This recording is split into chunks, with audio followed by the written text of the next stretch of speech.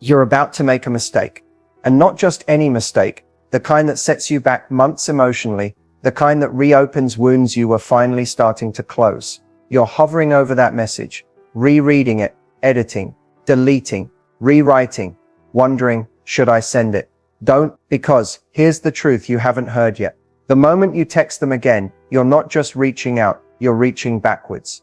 Back to confusion, back to pain, back to chasing someone who made a choice.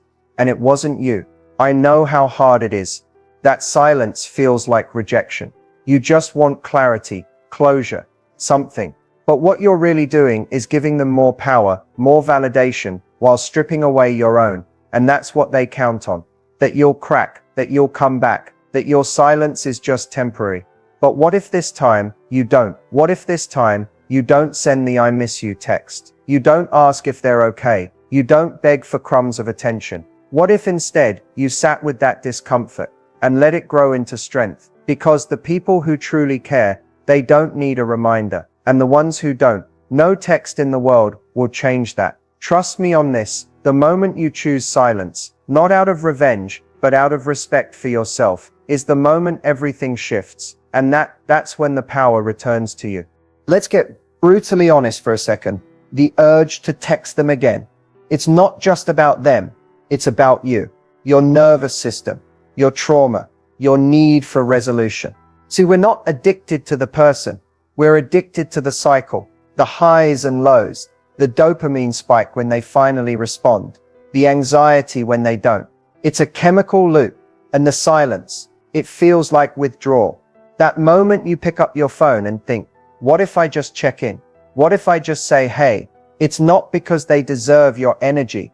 It's because you're trying to relieve that tension in your chest. You want certainty, closure, a reaction, any reaction. Because silence feels like being forgotten, and no one wants to feel forgettable. But let's be real. That urge to text isn't love. It's fear. Fear of being abandoned.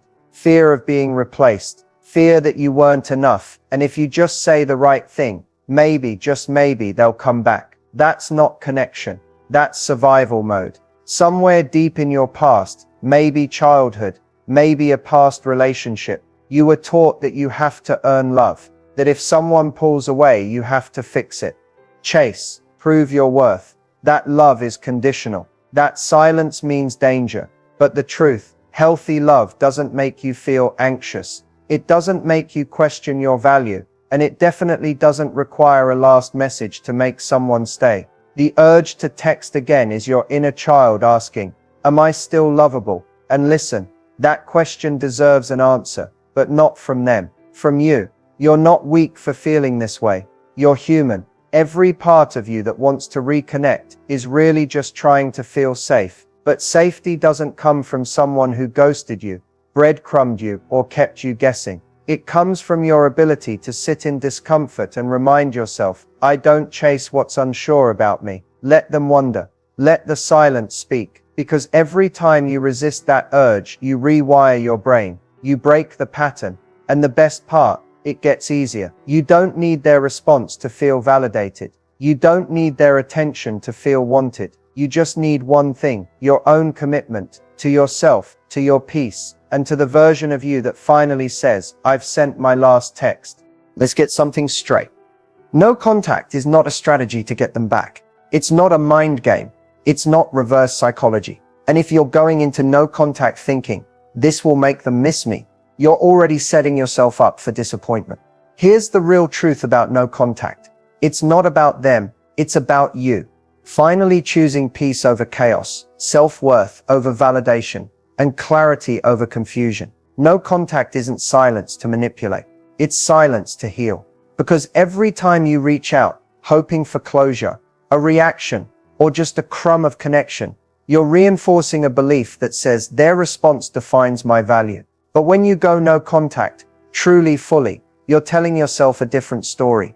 I don't need to beg to be seen. Let's be honest, no contact feels like hell at first. It feels unnatural, because you've trained your mind to believe that communication equals control. That if you can just say the right thing, maybe things will change. But the real shift, it happens in the silence. You start noticing how much energy you were pouring into someone who gave you just enough to keep you hooked. You start seeing all the excuses you made for their inconsistency, their distance, their mixed signals. And slowly, not all at once, you start reclaiming your power. You realize you don't need closure from someone who couldn't offer clarity while they had access to you. You realize that their silence wasn't a puzzle to solve. It was an answer. No contact is you stepping off the roller coaster. It's you choosing stillness over emotional whiplash. And it's the first time in a long time that your nervous system gets to exhale. Here's the hardest part though. They might come back. A text, a "Hey stranger," a story reply. And that's when the real test begins. Because no contact isn't just about deleting a number. It's about building a new standard for who gets to access you. So ask yourself, if they come back, will you break your silence or protect your peace? No contact isn't about revenge. It's about recovery. And if you do it right, you won't be sitting around hoping they miss you. You'll be too busy becoming someone who would never tolerate what you once settled for. That's the truth no one tells you.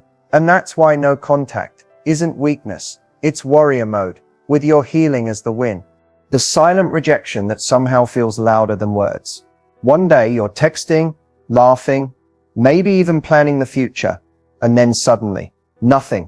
No explanation, no goodbye, just digital dust. And it messes with your head. You replay every conversation. You scroll through messages trying to spot the moment it went wrong. You start to wonder, was I too much? Not enough? Did I scare them away? But here's what ghosting really means, and I want you to hear this loud and clear. It's not a reflection of your worth. It's a reflection of their capacity. People ghost when they don't have the emotional maturity to handle discomfort, when they don't know how to communicate honestly, when confrontation feels harder than cowardice. And sure, it hurts. It feels like they took the easy way out. But in truth, ghosting is one of the clearest signs that someone lacks the emotional depth you were probably craving anyway. Think about it. Do you really want to build anything meaningful with someone who disappears at the first sign of vulnerability, at the first moment of realness? Their silence says more than any goodbye ever could. It says, I don't have the tools to face you directly. It says, I'm not ready for real connection. It says, this was always going to be about me, not us. Ghosting leaves a void, not just from their absence, but from the lack of closure. And that's the part that keeps you stuck. Because closure feels like something they owe you. But what if you gave it to yourself instead? What if you stopped needing the why? What if you stopped seeing their silence as proof you weren't enough, and started seeing it as proof that they weren't capable? Because here's the truth. No one tells you people who ghost are often looking for a shortcut out of responsibility. It's not personal. It's patterned. They'll do it again, to the next person, and the one after that. But you get to break the cycle. Don't chase someone who vanished like a shadow. Don't romanticize silence. Don't fill in the gaps with fantasies of what could have been. When someone ghosts you, they're telling you they're emotionally unavailable. And instead of seeing that as rejection, see it as redirection. Away from someone who never had the capacity to meet you where you are. You don't need a text back. You need truth. And sometimes the most painful endings are the clearest beginnings. Let them disappear. You're not the one who vanished. They are. And that makes all the difference. Think about the last time you double texted. Waited hours just to see if they read your message or checked their story to decode their mood. You told yourself you were being patient, being loyal, giving them space. But deep down, if you're being honest, what you were really doing was hoping. Hoping they'd wake up. Hoping they'd choose you. Hoping your silence would make them miss you.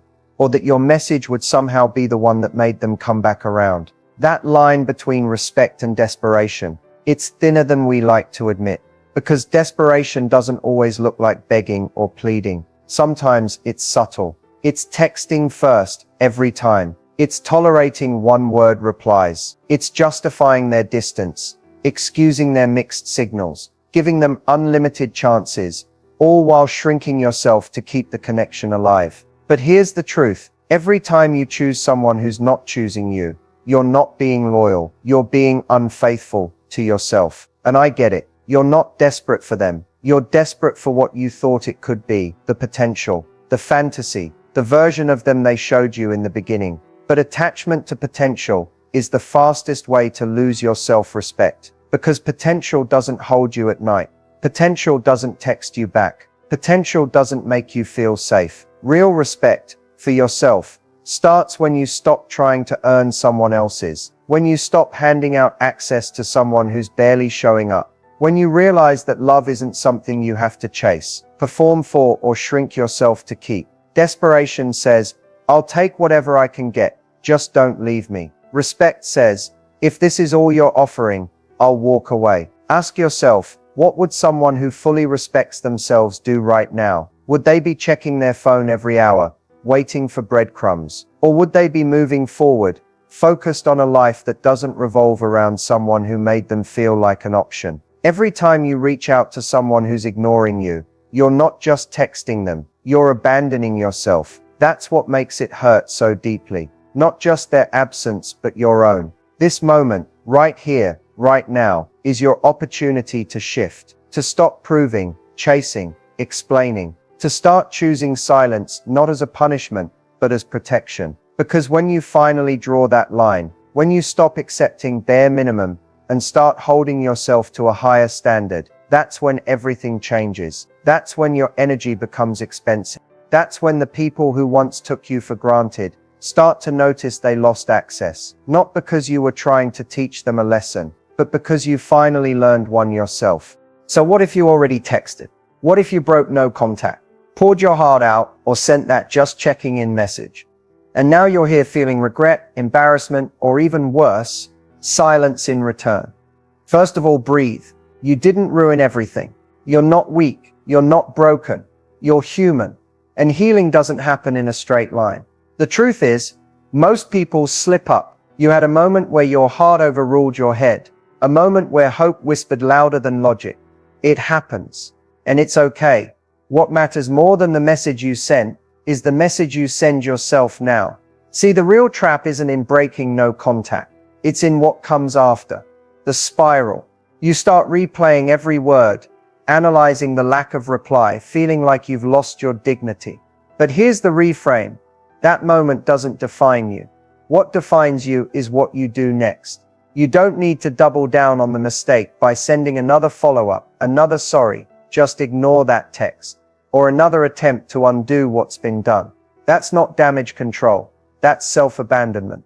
The power move now. Go silent. Let your pause speak louder than your panic. Let your stillness rebuild the respect you think you lost. Because here's a little secret. Silence after a mistake is stronger than silence that was never tested. You've shown them your vulnerability. Now show them your boundaries. And if you're thinking, but what if they never respond? Ask yourself this. Do you really want to keep investing in someone who needs constant reminders that you exist? Or would you rather use this as the moment you finally step out of the loop? One message doesn't erase your progress. What you've built, the clarity, the strength, the momentum, it's still there. And this could actually be your breakthrough moment. The one where you finally realize texting them didn't fix the emptiness. It didn't bring closure. Because the truth is, what you're craving isn't a reply. It's a sense of control, a sense of connection. But if they didn't meet you with energy, clarity, or respect, they were never the source of that connection. You are. So give yourself grace, then give yourself space. Don't judge yourself for the slip-up. Use it as fuel to go deeper into your healing. Use it as evidence that external validation will never replace internal peace. You don't have to be perfect to walk away with power. You just have to stop going back. And the next time your fingers hover over that keyboard, remember, real strength is built in the pause, not the message. Silence isn't weakness. It isn't avoidance. And it's not about playing games. Silence is power. Not the kind of power that controls others, but the kind that brings you back to yourself. When you stop texting, stop explaining, stop fighting for clarity from someone who only gives you confusion, you stop bleeding your energy out into places that never deserved it. That pause, that space you create by doing nothing, it's not empty, it's sacred, because silence is where you finally hear you. It's where you stop reacting and start reflecting. It's where your nervous system settles, where your thoughts sharpen, where your self-worth begins to regenerate. And ironically, silence does more talking than words ever could. Your silence says, I'm done chasing confusion. I trust that the right people don't need reminders. I'm no longer afraid of walking away. The most powerful shift happens when you stop sending signals to someone who already made the choice to fade. Because the truth is, silence forces people to face themselves. It creates a mirror. And in that mirror, they see what they lost, or what they never had the capacity to hold. Will they come back? Maybe, but here's the better question. Will you still want them if they do? Because by then your silence will have built something better than attention. It will have built clarity. And here's what most people miss. Reclaiming power doesn't mean being cold. It doesn't mean pretending you don't care. It means caring deeply about your energy, your standards, your emotional safety, and choosing not to beg anyone to respect that. You don't win them back by texting. You don't win by explaining. You win by walking, not dramatically, not with ego, just quietly, fully, finally, and in that silence, they'll feel the weight of your absence, not because you were playing hard to get, but because they took for granted someone who finally realized their own worth. Reclaiming power through silence isn't about punishment. It's about choosing peace over performance. Let your quiet be a message. Let your stillness speak the boundary. Let your absence echo louder than your presence ever had to. And if they come back confused, wondering why you stopped reaching out, let them wonder, because your power doesn't live in their reply. It lives in your ability to say nothing and still know exactly who you are. That's the real flex. That's how you win. Emotional detachment gets a bad reputation. People think it means not caring, being cold, shutting down, but that's not it at all. Emotional detachment isn't about turning off your heart. It's about reclaiming ownership of it. It's when you stop tying your worth to someone's presence or your peace to their attention. It's when you stop feeling like you have to monitor their moods to feel secure. It's when their silence no longer unravels you, when their inconsistency doesn't destabilize you, when their return or their absence stops defining your day. That's not cold, that's freedom. See, emotional detachment is the moment you realize, I can love you, I can care about you, and still choose myself. It's not that you don't feel, it's that you've learned not to attach your identity to feelings that come from people who haven't earned access to your heart. And that's powerful. Because when you're emotionally fused with someone, you lose yourself. Their behavior becomes your weather forecast. They text, and it's sunny. They ignore you, and it rains. Your mood, your confidence, your clarity. It all starts to orbit around someone else's unpredictability. But when you detach, you come home to yourself. You remember that your emotions are yours to manage, that their chaos isn't your responsibility, that their approval isn't the finish line. Emotional detachment doesn't mean you stop caring. It means you start caring in proportion to reality, not based on fantasies, not based on potential, but based on how someone actually shows up. And here's the beautiful part. When you detach, you stop chasing, you stop begging, you stop trying to decode every text or lack of response. You stop putting your emotional well-being on a leash someone else can yank at any time. You find stability within. And the irony is, when you detach, not with bitterness, but with quiet confidence, that's when everything shifts. The dynamic changes. People notice, because emotional detachment speaks volumes. It says, I don't need to control this. I just refuse to collapse in the middle of it. This is where your healing gets real. When you can look at the same situation that used to break you and feel peace, not because it changed, but because you did. That's when you know you've detached. You don't have to stop loving. You just have to stop abandoning yourself in the process. And when you get to that place, that's not apathy. That's strength. That's not giving up. That's letting go. And that right there is your freedom. So, should you ever reach out again? The truth is, sometimes the answer isn't black and white. But let's be clear. You don't reach out because you're lonely. You don't reach out to reopen a door that already closed itself. You reach out only if your peace won't be disturbed by their silence. If you still need a reply to feel okay, you're not ready to reach out, because reaching out, if it's ever going to be right, has to come from power, not pain, from clarity, not chaos, from fullness, not fear. Before you ever send that message, ask yourself, what am I hoping to gain? Closure? That's internal.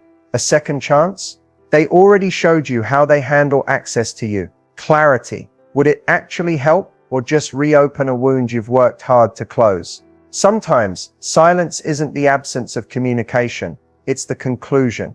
But, in rare cases, yes, there may come a time where you feel grounded, healed, and centered. And in that space, if you have something to say, not to get something, but to say something, you can choose to speak. Not to fix it, not to resume the cycle, not to reopen an old chapter, but to honor your voice. That's the test. If they don't reply, can you still hold your peace? If the answer is no, don't send the message, because it's not communication, it's a craving. Here's the truth. When you've done the inner work, your reasons shift. You're no longer looking to be chosen. You're choosing you first. You stop reaching out with hope in your hands and start showing up with boundaries in your voice. Maybe you send a message for clarity. Maybe it's a final closure note. Maybe it's simply, I wish you well, not because you want them back, but because you've moved forward. But let this be your rule. Never reach out if you're still bleeding. Never reach out while you're still asking, why didn't they? If the conversation will cost you your peace, it's too expensive. And most of the time, the answer isn't reaching out, it's rising above. Because eventually you'll realize the most powerful message you'll ever send is the one you never have to. Not out of ego, not out of pride, but because they were never meant to hear from the healed version of you. The healed version doesn't chase. The healed version doesn't need permission to move on. So if you're still wondering if you should reach out, maybe the silence is already saying everything that needs to be said. Here we are, the final moments of this journey. If you've made it this far, you're already doing something powerful. Choosing yourself over uncertainty, clarity over confusion, peace over chaos. Walking away is never easy. It's one of the hardest things you'll ever do, because it means letting go of what could have been, of the stories you told yourself, of the what-ifs that kept you stuck. But walking away with power, that's a whole different story. Power isn't loud. It's not about dramatic exits or angry messages. Power is quiet. It's steady. It's the deep knowing that your value isn't tied to someone else's actions or absence. When you walk away with power, you're not running from pain. You're stepping toward freedom. You're saying, I see my worth, and I refuse to settle for less. This isn't about bitterness or regret. It's about respect. Respect for yourself, your time, your heart. You're rewriting the narrative. Instead of chasing approval, you're creating space for people who truly see and appreciate you. And the most beautiful part, you don't need anyone's permission to do this. You don't have to explain your silence or justify your boundaries. You don't owe anyone your energy, especially not someone who made you question your value. So if you're wondering how to walk away, start here. Hold your head high, trust your gut, let go of what no longer serves you. And remember, walking away isn't giving up, it's giving in to yourself. You're choosing growth over grief, strength over sorrow. And that, my friend, is the true power move. So don't look back, don't second guess, just keep walking, with your heart open and your boundaries strong. Because when you do, you're not just walking away from something, you're walking toward everything you deserve. That's how you win, that's how you heal, and that's how you take back your life. One powerful step at a time.